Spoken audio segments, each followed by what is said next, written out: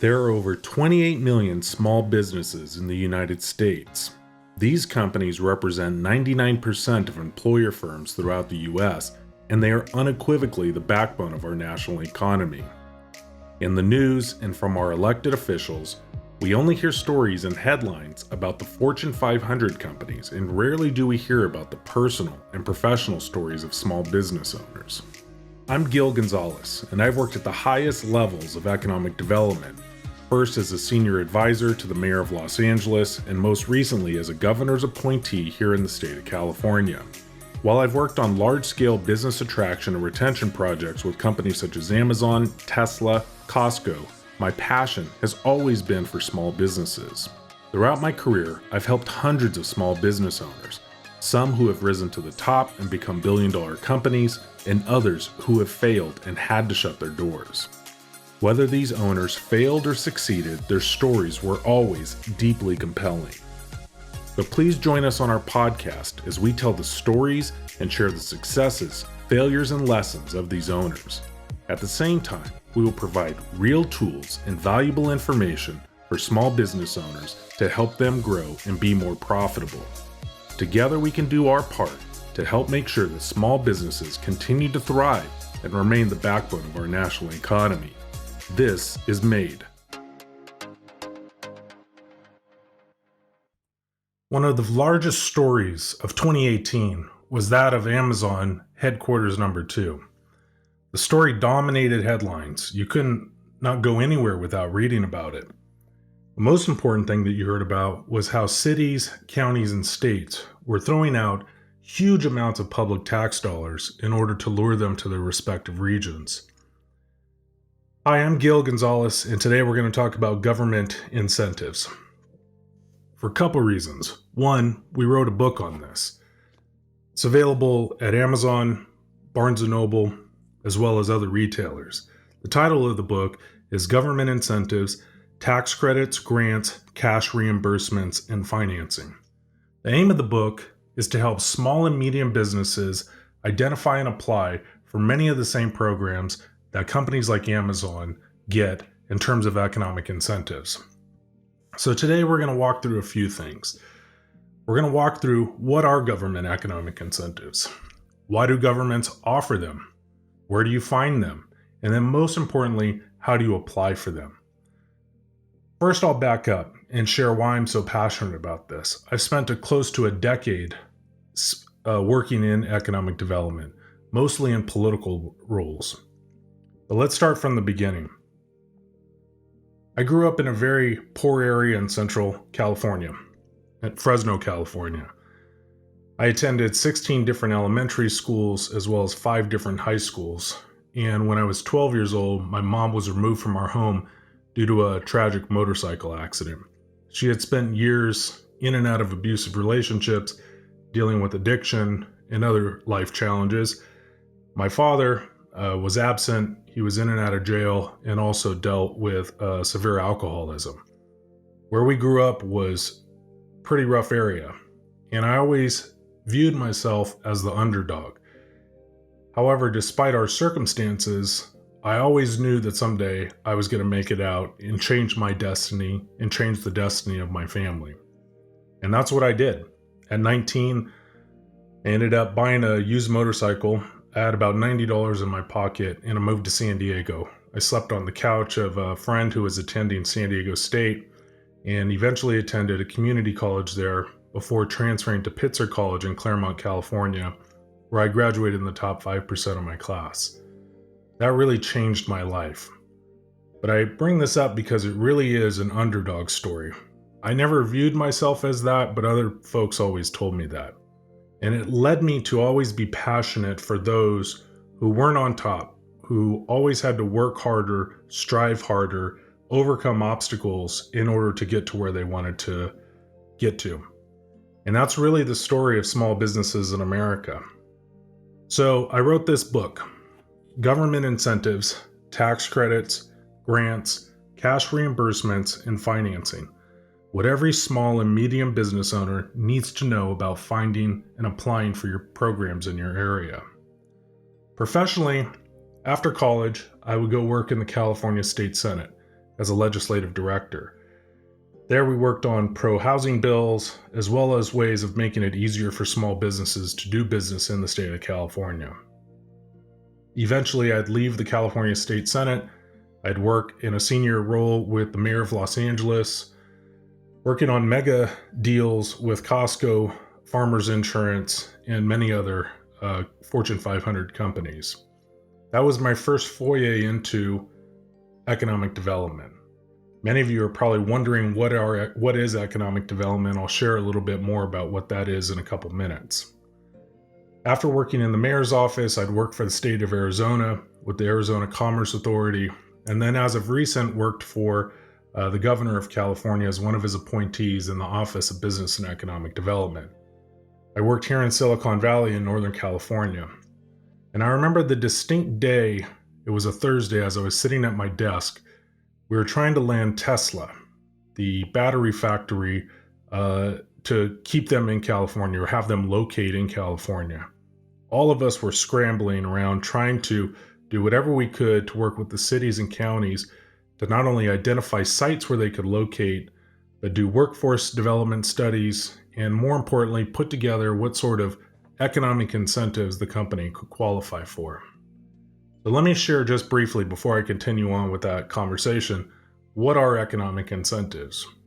Government economic incentives are usually a tool that local cities, states, or counties, or even chambers of commerce in some instances, use to attract and retain and grow jobs in a particular region.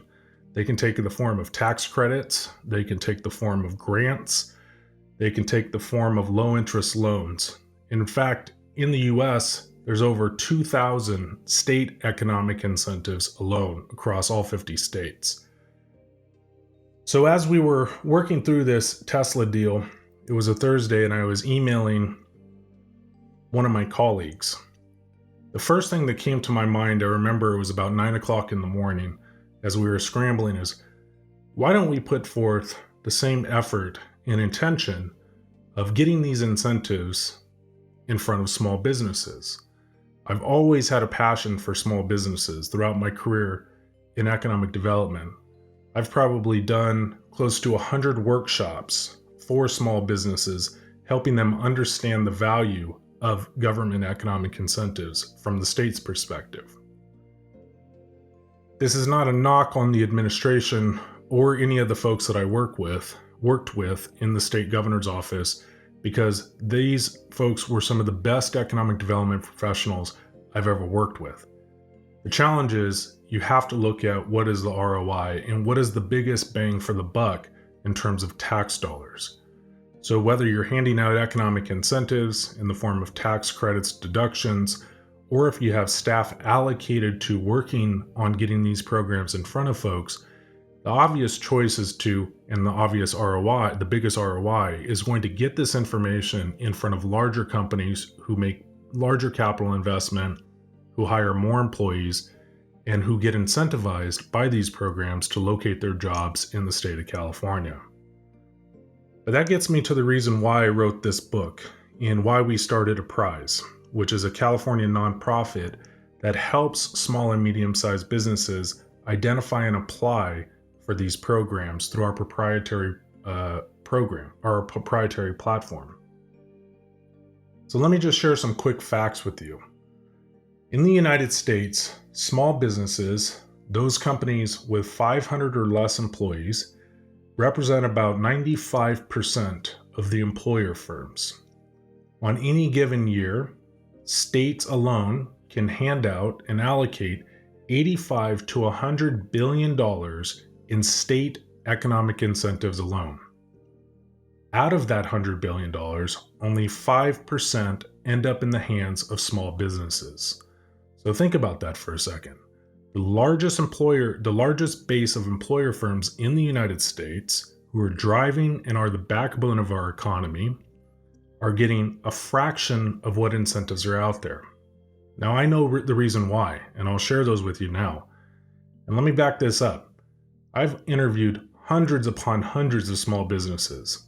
I've talked to thousands of small businesses across the West Coast in my roles in economic development. both in the public sector as well as private sector. The three reasons of why small businesses aren't getting more of these incentive dollars is the following. One, these small businesses don't know these programs exist. They have no idea. Two, these programs are located across hundreds of websites. There are 2,000 state incentives alone. Those 2,000 incentives are located across about 160 different state websites, state or county websites. Third, it's expensive to apply for these programs. It's not only confusing trying to find the programs across the numerous government websites, it's even more confusing, more frustrating, and more convoluted actually applying for the programs. And just as a side note, there are plenty of consultants who want to do this job for these small businesses. The problem is these consultants charge anywhere from $150 up to $600 per billable hour just to help them apply.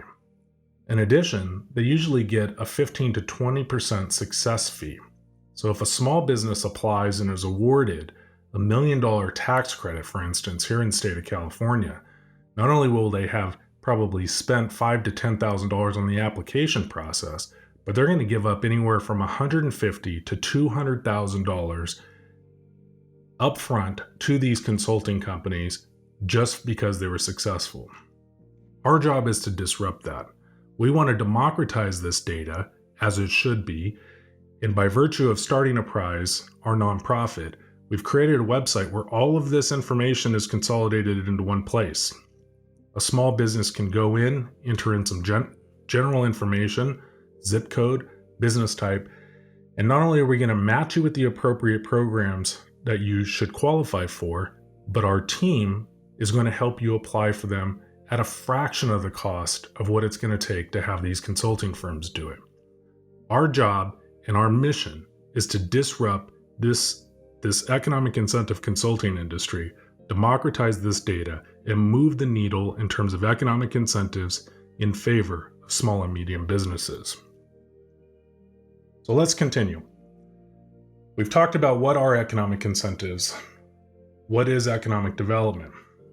Economic development, by definition, is the process of trying to generate job creation, economic activity in a particular state, county, or city. The aim is simple: create jobs and tax revenue for a particular area. Cities, counties, and states have allocated staff who do this. We, fortunately, in our book, highlight all economic development organizations throughout all 50 states. There's a directory of them here with phone numbers and websites.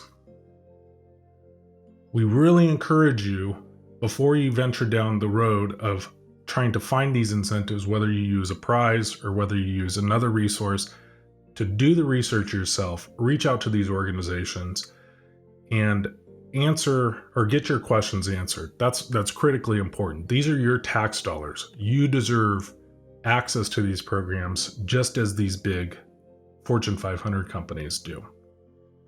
So now let's get into a more substantive discussion. I want to chat about where do you find these programs, and then I want to take you down the road of how to apply for them. Then we're going to talk about some examples, real life examples of companies who have leveraged these programs here in the state of California. And then lastly, I'm going to give you my insider's tips on the best ways to complete a successful application. So where do you find these programs? Most state governments and or cities will have an economic development organization, as I outlined. Here in the state of California, it's the Office of Business and Economic Development, which I worked for under the California Governor's Office. Go to their website, you're going to see a ton of information about what incentive programs they have to offer. Your local city or chamber of commerce will also have this information. Your county usually also has an economic development organization, so reach out to them. It doesn't matter where you are in the United States, your state, county, or city is going to have access to some of this information.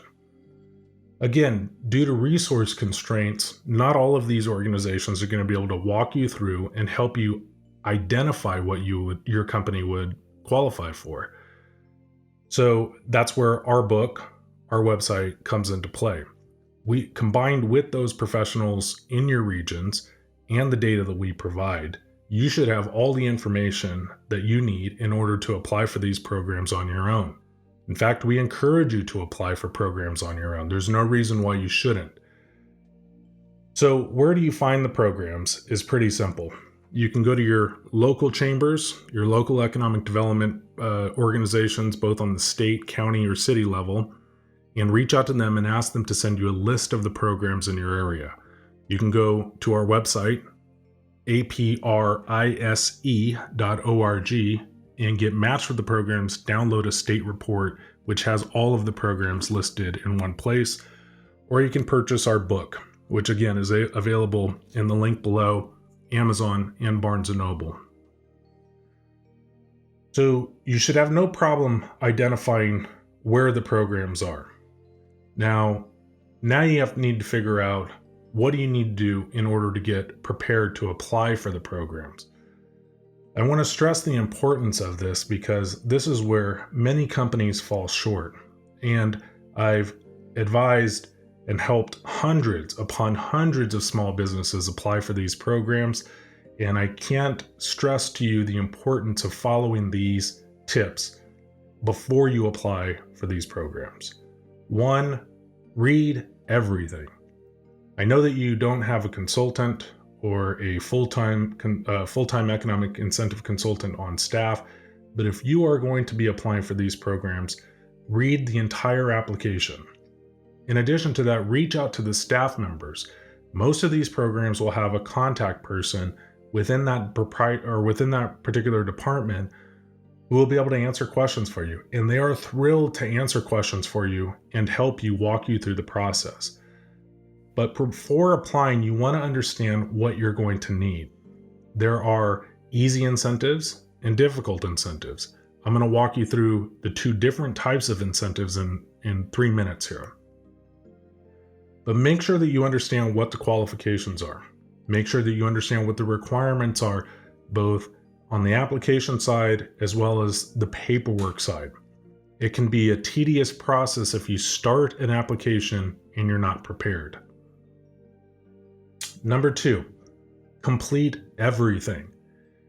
Just as you would apply for a job, or you would apply for college, or a loan from your bank for that matter, leaving information blank is going to hurt you. These questions are in there for a reason. It's either by law, by ordinance, or just the way the program is structured. So do not leave information blank. Make sure that you go through the application in its entirety. Make sure that you complete all of the questions. If there's a question that you don't know or that you want to leave blank, don't do it, because you never know how these programs may automatically kick you out just because you didn't complete all of it. Reach out to us, reach out to the local economic development staff, get the answers to your questions so that you complete all of the application and you don't leave anything blank. Thirdly, apply early. And the reason is you never know what's going to happen. Most of these programs, especially if you're in a large, heavily populated state, are usually oversubscribed, meaning that there's a lot of applicants. The sooner that you put in your application, the sooner that you're going to have eyes on it from the staff that's going to be reviewing it. So apply early. Now, getting into the 2 buckets of economic incentives. I highlight this in great detail in the book as well as on our website. In the world of economic incentives, to summarize it, they fall into 2 buckets, one of which I call off-the-shelf, also known as legislative programs, are economic incentive programs that anybody can access anytime, anywhere. They're very easy to identify. An example in the state of California is the R&D tax credit, research and development tax credit. It essentially matches the IRS R&D tax credit description. The process for realizing it is very similar to the IRS. And it's something that's really off the shelf that anybody can access and apply for. Another one is the partial sales tax exemption here in the state of California. This is a program that if you're going to be purchasing advanced manufacturing equipment, CNC machines, etc., this is a partial sales or use tax, which, depending on what county you're in, can be almost half of the sales tax or use tax deducted right off the top, off the purchase. So you don't have to pay that 3.73%. That's one form that you download, hand it to your vendor. You could have that completed in minutes, if not a day. So these are what we call, again, off the shelf or legislative incentive programs. The other bucket of incentives are what we call ask for or discretionary programs.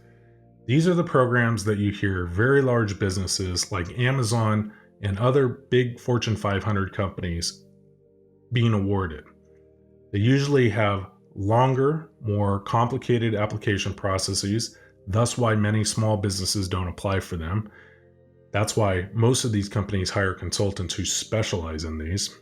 There's usually much larger dollar figures attached to being awarded that particular program. Thus why the time and effort goes into completing these applications. And there's always a board and/or government committee that reviews applications and approves and/or denies these applications. They take longer to apply for. They have larger dollar figures attached to them, and there's a government entity that approves and/or denies these programs. They are also called discretionary because the amount can go up or down depending on the allocation of tax credits, for instance, to the particular program.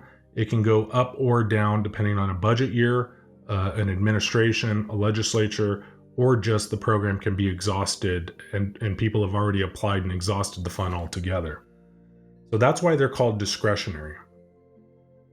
These are your larger dollar, bigger ticket programs that these Fortune 500 companies are always going after. These are the programs that small and medium businesses can identify or can apply for as well. In fact, we always encourage our clients to apply for these discretionary programs right off the top. Many states have set-asides for small businesses for these discretionary programs. In the state of California, with the Cal Competes tax credit program, which is about $180 million a year tax credit program, they used to have a 20% set aside for companies that were under $1 million in gross revenue. Now that has changed as of recent, strictly because they didn't have enough small businesses to apply for the program and realize the program. This isn't a knock on the administration or the program staff. My take on that is that the program was difficult to apply for, and it really didn't lend itself from a user experience perspective, especially a small business perspective, to being friendly and easy to apply for. That's why they weren't able to generate the number of applicants for that particular program. One more tip. Once you get through the application process, just as you would with a job interview and/or college application, make sure to follow up with that particular government entity. Check that they received the application, that they received all of the information that was required and asked for in the application, and then ask them for any next steps or additional information that they may need. 9 times out of 10, the application will be received, you'll get an email, and/or staff will recognize it with a phone call in some instances, very rarely.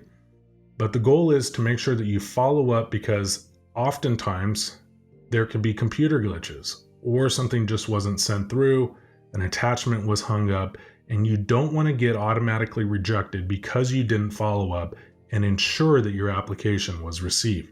This is very important.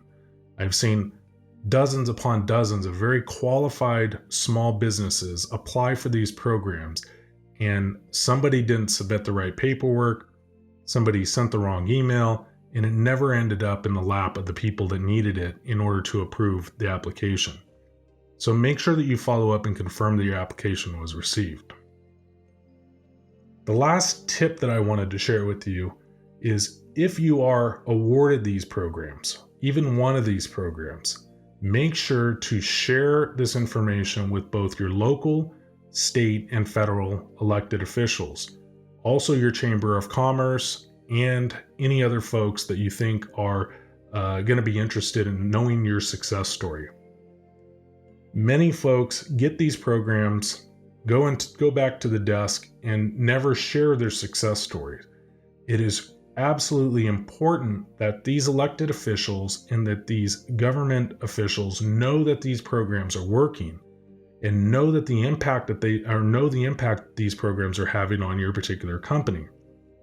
If you're not telling the story, especially the success story of what this incentive and/or program means to you, then these officials don't have anything else to go off of. This is what they do. They need to hear these success stories, they need to experience them, and they need to be able to share those personal experiences and business success stories with their colleagues and other lawmaking organizations, letting them know that this program is working. Again, going back to the Cal Competes tax credit program, many small businesses didn't even know that the program existed.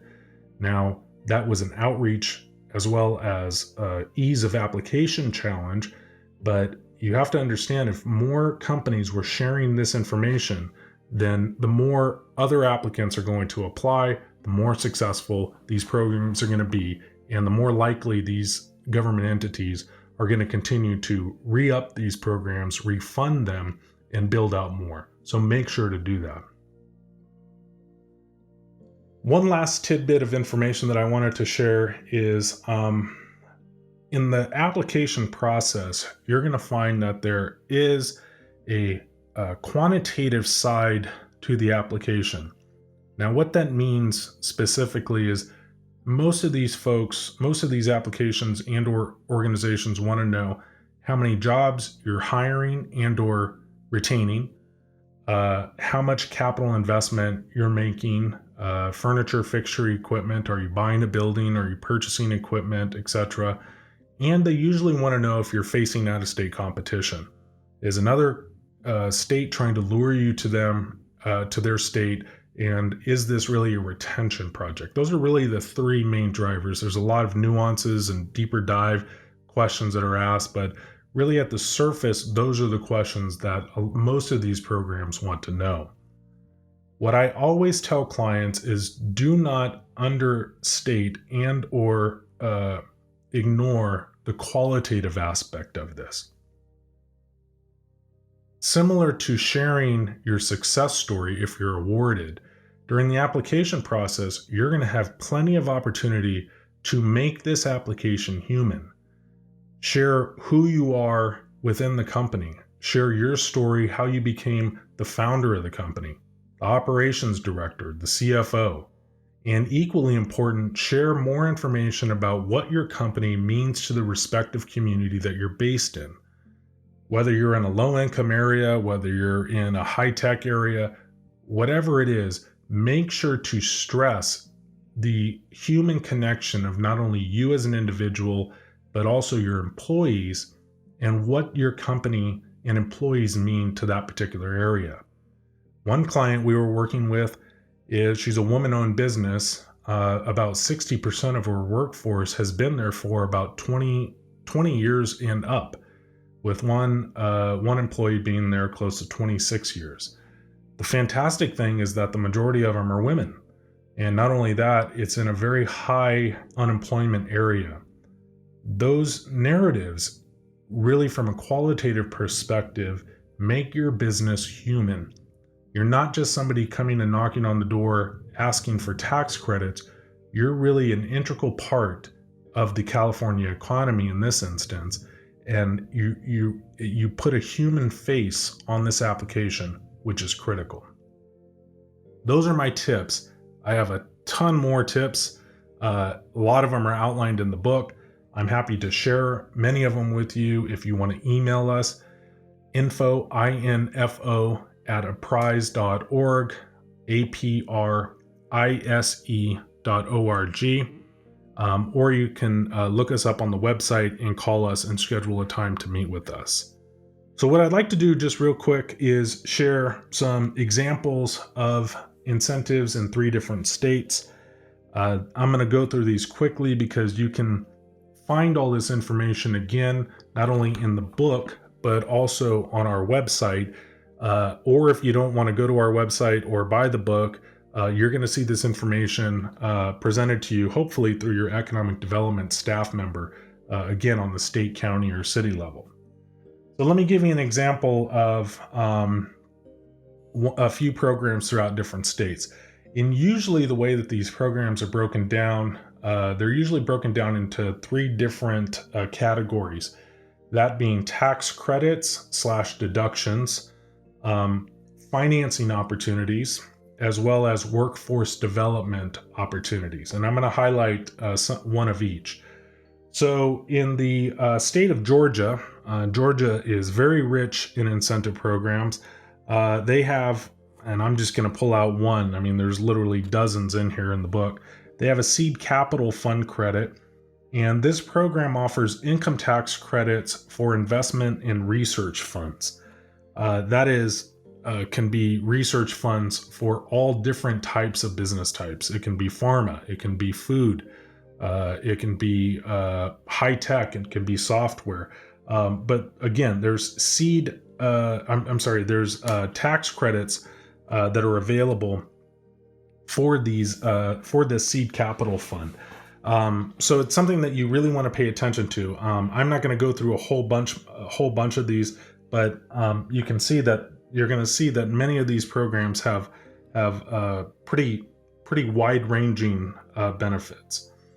So let's see. In the state of California, I mentioned one program, which is the partial sales tax and use exemption. There's also something called the full sales and use tax exemption, which has a long acronym, which is CAPFA, which is administered through the California Treasurer's Office.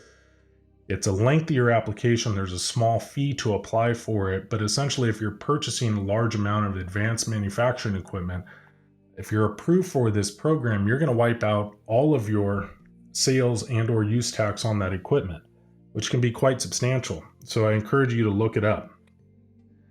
Let's see. Here in the state of Wisconsin, there are community development investment grants.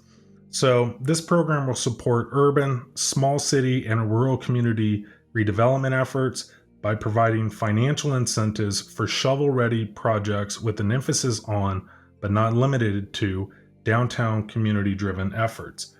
Another program they have is the Capital Access Program, which provides access to financing for the companies in the state of Wisconsin, especially startups and small business, which may not be able to obtain conventional financing. In the state of California, we have something called the Jump Start Loan, which can go up to $10,000. And that program can be used for folks who start and run a business in certain census tracts within the state of California. It's usually areas of higher unemployment or high poverty rate, but that goal again is to help inject capital to help companies start or fund a business venture in those respective areas. I want to highlight again, there is all of this information. When you go to the book, you're going to see the entire directory of all of the different economic development organizations that are in your area. I highlight within the book a much more comprehensive list of insiders' tips and advice on how best to successfully apply for these programs. So after reading the book, after going to the website, after touching base with your local economic development professionals, you should feel very empowered as well as educated in terms of government incentives. I want to share just 2 quick examples of success stories of companies that I've directly worked with who have benefited both from incentives as well as reaching out to their economic development organizations in their region. One of which is called MiniFlex Microphones. Miniflex Microphones was started about 20 years ago by a gentleman named Ken Donnell. Ken is a fantastic individual, good-hearted human being, and he resides up in Plumas County, California. I'm sorry, Plumas County, which is up in Northern California. Plumas County has experienced a huge loss of workforce for a lot of reasons, one of which is the fact that the logging industry left and no other jobs came in to replace them. They lose somebody who's voting age every single day. So they actually are one of the few counties in the state of California that actually have population decline. I met Ken approximately 3.5 years ago as part of a rural business outreach program that I had started when I was in the governor's office. I had gone up there, met Ken. He showed me around the county. We met with different business owners as well as the county supervisors and different economic development volunteers. Ken started Miniflex Microphone and kept it in Plumas County because he wanted to create jobs in his county. That's his home. That's where his friends are. He loves his community. This is a small business. It's him and two part-time workers. And Ken was somebody who just didn't have a lot of resources at the time. He had the will, he had the entrepreneurship behind him, or entrepreneur chops to launch the company or sustain the company and grow the company. He just had almost in a lot of ways given up hope on making Miniflex something that was going to create jobs in the region. And he was selling product and he was doing just fine. But he wanted to do something that was much larger than just making some money and sustaining. He wanted to grow this for the local economy. Now, this isn't a huge success story by what a lot of economic development folks would look at and say, wow, he didn't create, 5,000 jobs or even 500 jobs and didn't make millions of dollars in capital investment. But here's what Ken was able to do. Ken was able to leverage state incentives to do an apprenticeship with the local community college in order to help pay for interns that were going to come in and work at the company so that they could learn the business, learn the manufacturing process, and possibly start talking about succession planning for when Ken retires. Ken was able to take advantage again of two very distinct state programs. He was able to leverage the relationship through the state of California's Office of Business and Economic Development to form a formal partnership with the community college to benefit the company, but more importantly, benefit the community. He now has 3 part-time employees. Ken has completely revitalized Miniflex, added new products to the company, has repurposed and relaunched an entire e-commerce platform from Plumas County in Northern California, and in fact is putting on a huge festival in May to celebrate and to help with fire disaster recovery efforts. So this is just one example of how leveraging state incentives really revitalize not only an individual, but help contribute to the benefit of a community at large. One more example is one that I'm really proud of for a couple of reasons. One, because I got to see this company from the start and what it's become. And two, I have a personal relationship through a friend who has been a longtime employee of this organization. So back in 2005, I had driven from Los Angeles City Hall, where I was working for the mayor of Los Angeles. I had received a call from a younger gentleman named Mario. And Mario had said, hi, we're thinking about moving to the city of Los Angeles. Can you talk to us about why we should and why maybe we shouldn't just move out of the state altogether? So I packed up my bag and headed out to Agora Hills, which was a good drive for me from LA City Hall. And I met with a gentleman in a small office that had at the time about 10 people sitting in cubicles. The name of the company was Blackline Software. The gentleman was the chief marketing officer, brilliant very passionate about their cause, what they were going to do in the field of SaaS and accounting, and more importantly, how their vision for the company was to grow this into hundreds of employees and make a worldwide contribution by growing jobs and contributing to the tax base. I ended up going back to City Hall after that meeting, not only inspired, but really encouraged to do my best to help this company identify programs that were going to make it cost effective for them to stay in the state of California, locate to the city of Los Angeles, and grow jobs here instead of having these jobs go out of state to Arizona or Nevada. I talked with my boss, colleagues, and mayor at the time. We ended up having a relatively deep bucket of incentives that were available to these companies. One was the state enterprise zone, which provided a hiring tax credit. At the time, we also implemented a gross receipts a business tax holiday so that the company didn't have to pay any gross receipts to the city of Los Angeles on gross sales, and a couple more incentive programs. I would end up visiting with this company 5 or 6 more times and presenting these incentives, negotiating not only with the CEO, but also just encouraging them to really look into these programs as something that could be realized. They quickly understood the value of these programs, moved to the city of Los Angeles, moved to Warner Center and Woodland Hills in the West San Fernando Valley. And over the past several years, since 2007 or 2006, when they moved into the city of Los Angeles today, they have a market cap of just under $2 billion and have thousands of employees located all over the world.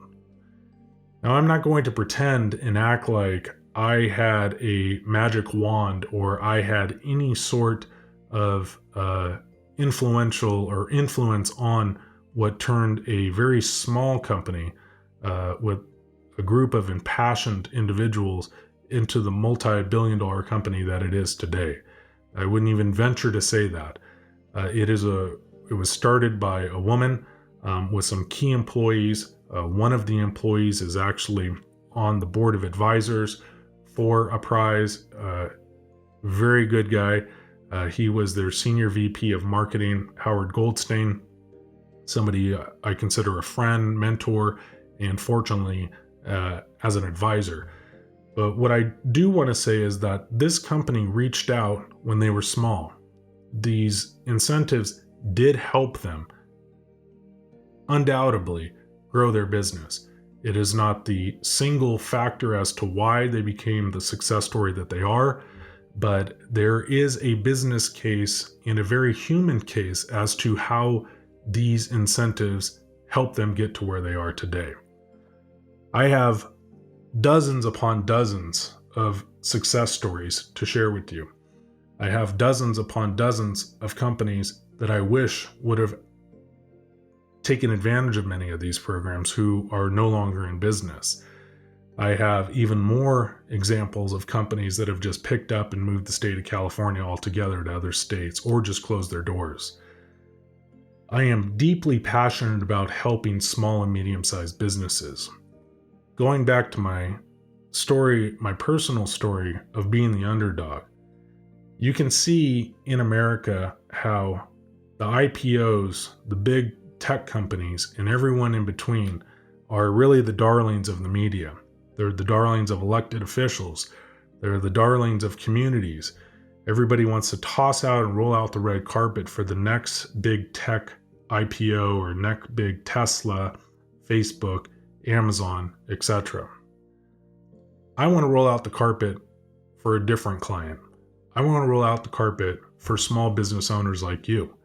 I want to roll out the carpet for the 5-person machine shop in Torrance, California, or the 3-person women-owned marketing company in Phoenix, Arizona, or the startup in New York, New York, or even the food manufacturer in Georgia, the state of Georgia, that just has 2 employees who are operating out of a shared kitchen right now. I want to roll out the carpet for you. I want to be able to help you because you are the backbone of our national economy. I'm going to close with this. These are your tax dollars. Many folks get discouraged as they go down this road. Many small businesses get discouraged as they go down this road of looking to see if they qualify for these programs. Or they think these just go to big businesses and there's no reason for them to give a shot at even applying. It's going to be a waste of time. And the government doesn't want to give them these programs or these tax dollars or incentives. You could not be more wrong. And I encourage you to look at these programs as your tax dollars that are being reinvested because you invested in starting a business, growing a business. You are not entitled to these programs, but you are certainly deserving of these programs. So operate from that mindset. Get good counsel from folks like us at Apprise or even another consultant. Do your homework, leverage your state, county, and city resources to identify these programs. Get out there, apply for them, and get your fair share of these programs. Thank you for operating a small business in the U.S. We know it's not easy. Our goal is to help make it just a little bit easier so that you can grow and be more profitable. Thank you much. Take care.